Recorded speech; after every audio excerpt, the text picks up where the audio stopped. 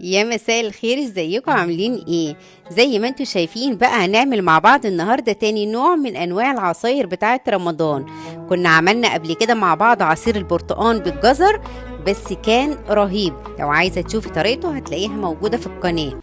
زي ما انتوا شايفين بقى هنعمل النهارده الكركديه بالتمر. بس لو اول مره تشوفيني، انا مياده ودي قناتي. اتمنى تعملي اشتراك في القناه عشان يوصلك كل جديد.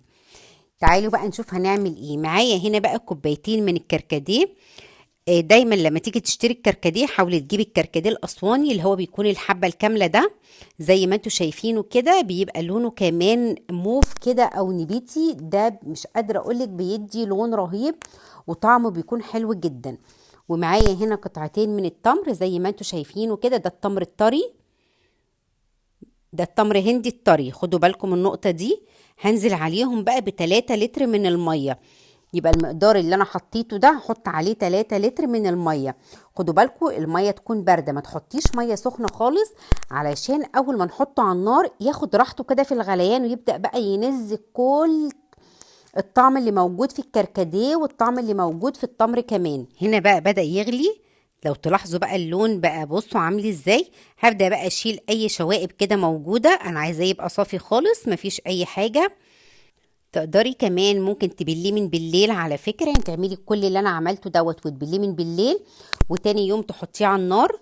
هيبقى مركز اكتر وهيديكي كمان يعني طعم قوي اكتر، بس علشان طبعا انا ما كانش عندي وقت فعملته بالطريقة دي.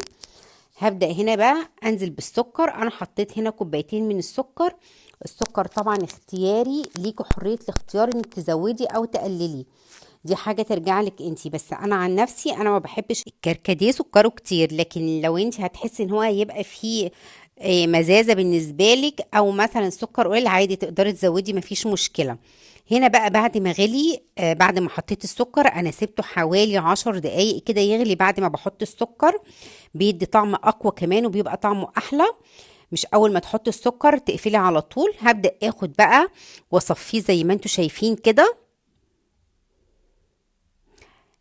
بصوا بقى الكمية بتاعت الكركديه اللي هتخرج دي انا مش هرميها، انا هحط عليها كمان كوبايتين مية وهغليها تاني وهستخدمها على فكرة، لانه طبعا بيبقى فيها برضو كمان تركيز التمر والكركديه، فانا هستخدمها تاني.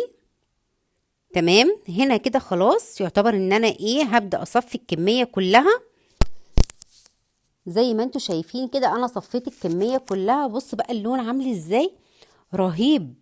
والطعم كمان يا جماعة، والله لو جربتوا الطريقة دي هتعجبكم جدا. انسوا اي طريقة كنتوا بتستخدموها قبل كده وجربوا الطريقة دي، وتعالوا قولولي في التعليقات ايه رأيكم فيها. تقدري بقى تفضيها في ازايز او تحطيها في اكياس في الفريزر، مفيش مشكلة، بيتخزن عادي فترات طويلة ولا بيجراله اي حاجة ولا طعمه بيغير ولا اي حاجة. يا ريت بقى لو عجبتكم وصفة النهاردة ما تنسوش تعملوا لايك وشير وسبسكرايب للقناة، وما تنسوش تشتركوا في صفحتي على الفيسبوك باسم ميادة كيتشن، واستنوني في فيديو جديد ووصفة جديدة ان شاء الله.